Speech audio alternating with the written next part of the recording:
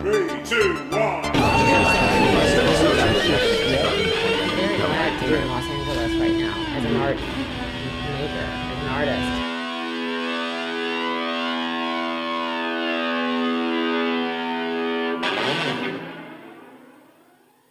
I'm going to ask this question. Go ahead.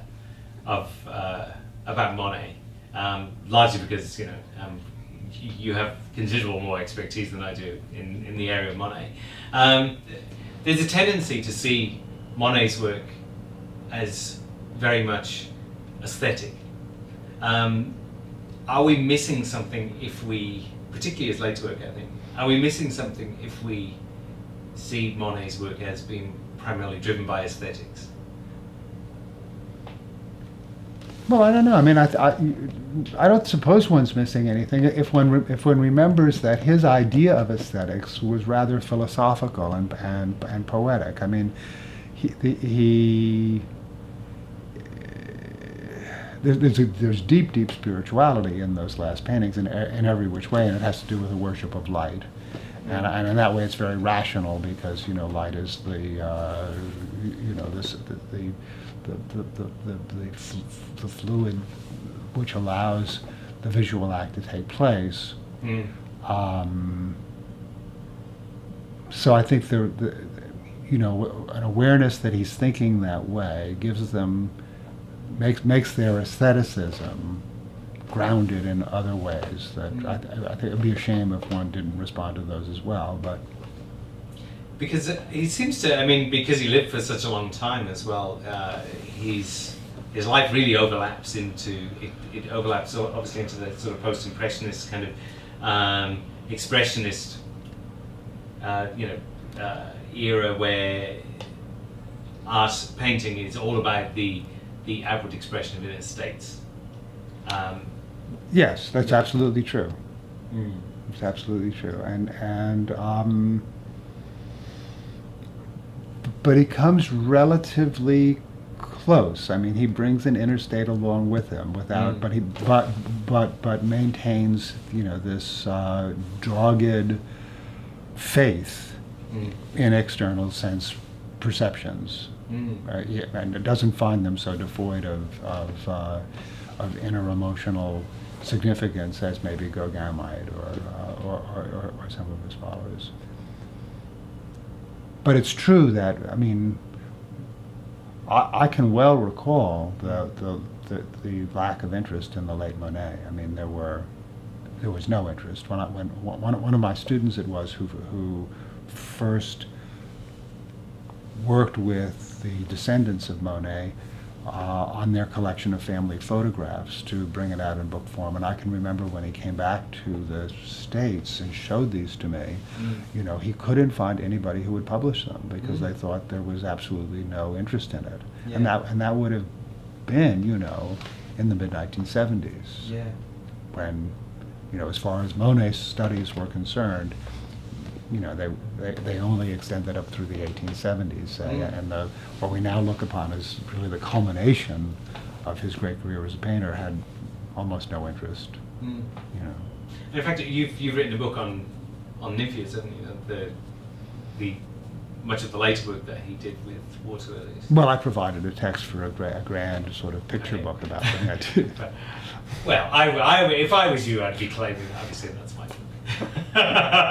Your name's on the cover. That's right. It's your book. With some images. You'll see as soon as you write about anything, and chances are that it'll almost be an accident, and someone will say, Kim, could you please? We need something. We need 500 words on Rembrandt or something or other for next month.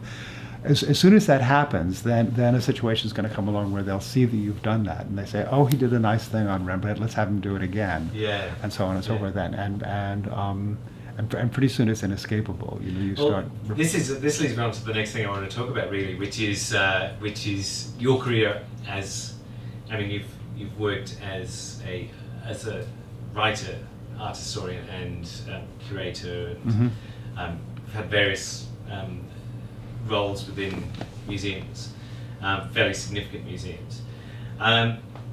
In terms of your development as a writer, how did that evolve when you when you started out your career, what were your aspirations, and how did that actually evolve into what you've ended up doing in terms of writing and running things like the... Well, I didn't really have any aspirations. I was waiting for the war in Vietnam to end so that I could get back to my life. I had sort of hidden in school as long as I possibly could to avoid that service. And astonishingly enough, art history was a deferment, at the level of going after a PhD. But the war went on, and I ended up having a PhD. Yeah. And so I thought I might as well have a job from it. But I was much. It was a very, very youthful moment in my youth in the '60s, and so on and so forth. And so there was I think a particularly great sympathy for contemporary art and being open to new currents, and that attracted me. That's what the students wanted to be taught, and so on and so forth. The problem was, as a university teacher, was that the only place that would publish that would be monthly professional magazines, Art News, Art in America, so on and so forth, and those were not accepted as serious publications by my colleagues. But I was lucky enough to get to know the people at Art in America, and they began to give me assignments. Yeah. So it was rather than choosing the subject myself, they would say, there's a Rauschenberg show in Washington. Would you go and write a piece for us because it's topical now, it's current. And I started to do that, and that's really where I learned about writing. I mean, I was fortunate because the woman at Art in America, Betsy Baker, who's still a good friend, assigned me to one of her editors who was a sculptor named Scott Burton. He's passed away. But he spent hours and hours with every word and sentence and paragraph. He basically taught me grammar. And in the most extraordinary, way, and wouldn't allow me to say anything that couldn't be fact checked or to shortcut something because I hadn't bothered to look into this or that first, and so on and so forth. And I became. It made me suddenly aware at that stage.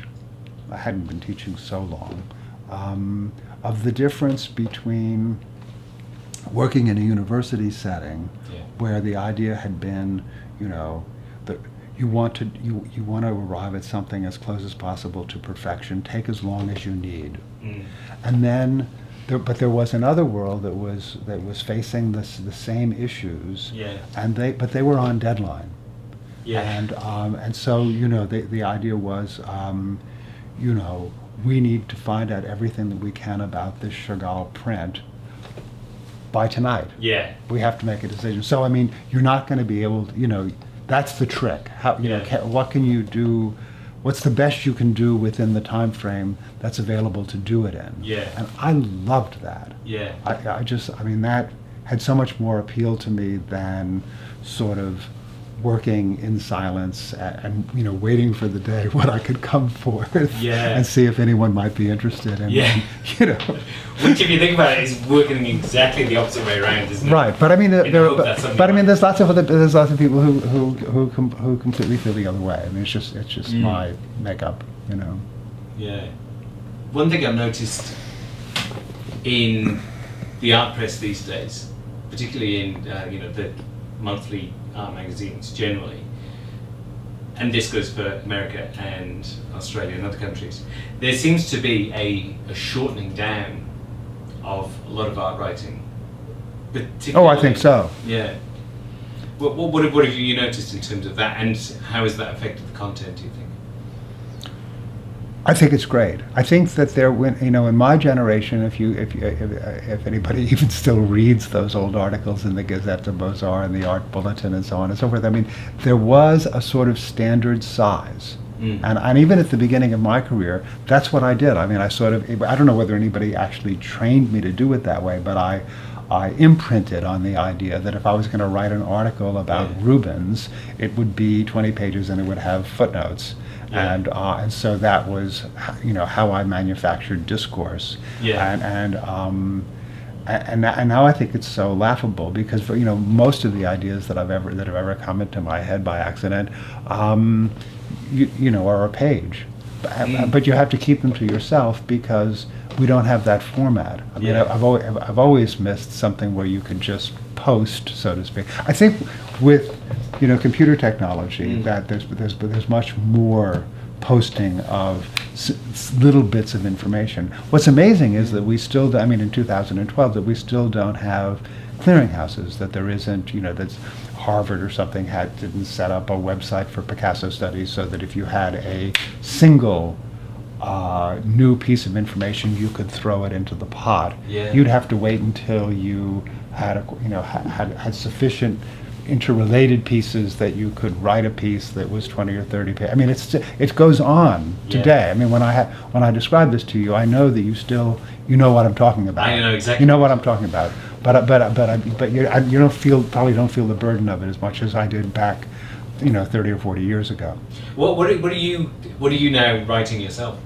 Well, I'm not doing very much writing per se for publications. I mean, I have two projects. One is I work half of my time sort of overseeing the research going into the catalogue raisonné of a surrealist painter named Yves Tanguy. Right. Yeah. So that's not so much about writing as it is. It's very antiquarian. It's simply about gathering and organizing and checking facts to be able to draw conclusions about the authenticity of the work, the proper context and chronology of it, and so on and so forth. So it involves a certain amount of connoisseurship, really. It does. It does. I love it incredibly because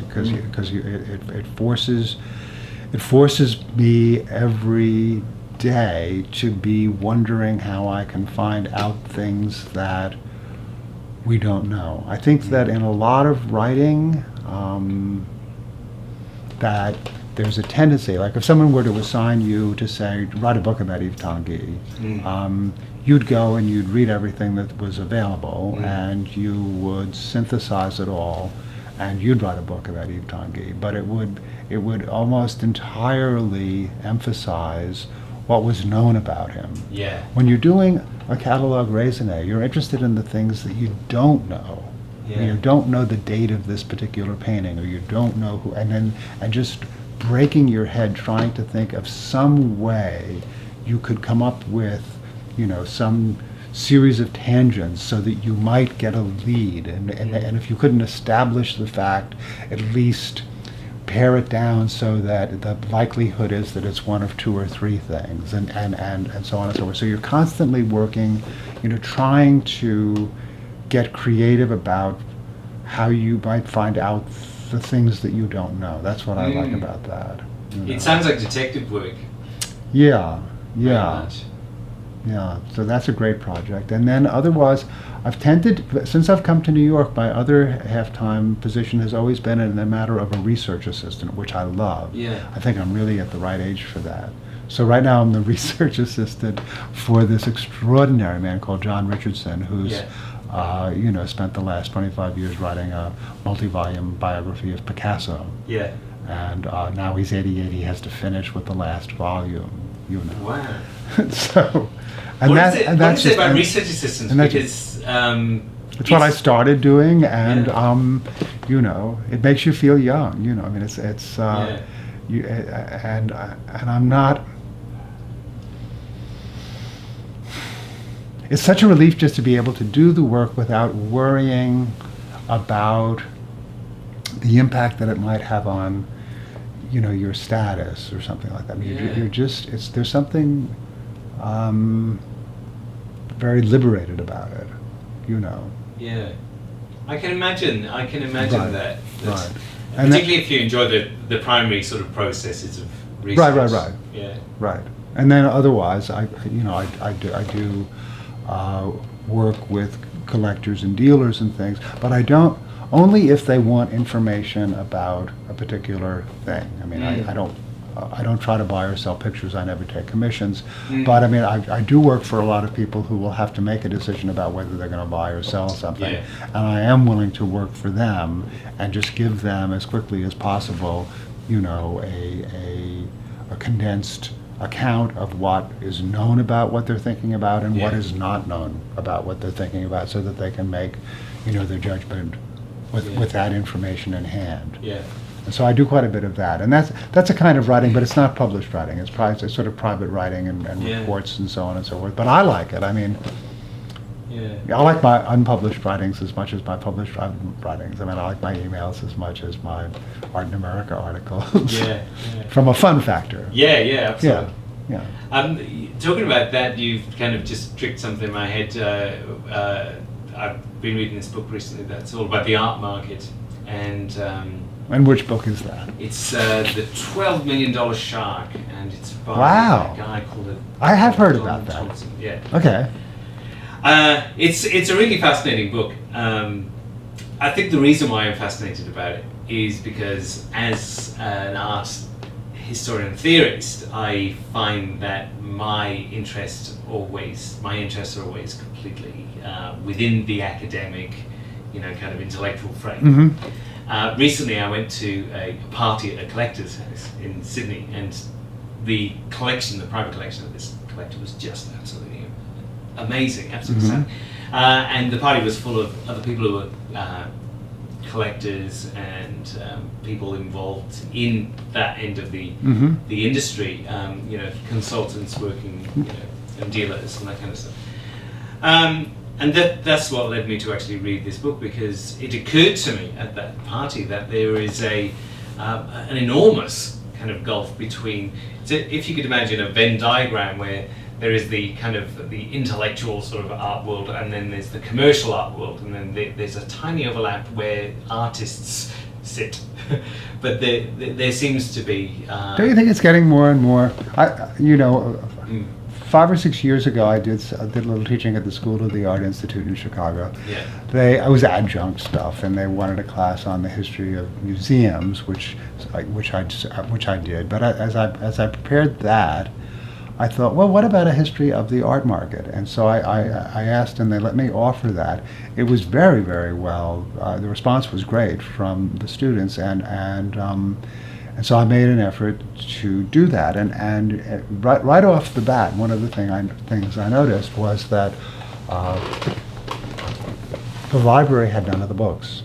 And I spoke with the librarian. I said, you know, how come you don't subscribe to, you know, the magazines and catalogs and so on and so forth? And they said, well, you know, we have a limited budget, and you know, we feel that the art is separate from the art market, and so, you know, we don't get them. But I mean, it is a sort of a self-fulfilling prophecy, and yet, certainly today, and if you really get honest about it, going back hundreds of years, I mean, every art decision was a market decision in one way or another, and yet we've sort of been blinded to think otherwise, and that there was some kind of, you know, intellectual purity and ability to escape that kind of thinking. And of course, I don't think it ever existed. I noticed even in the art newspaper I just read on the train, and that they had changed their format. I love the art newspaper.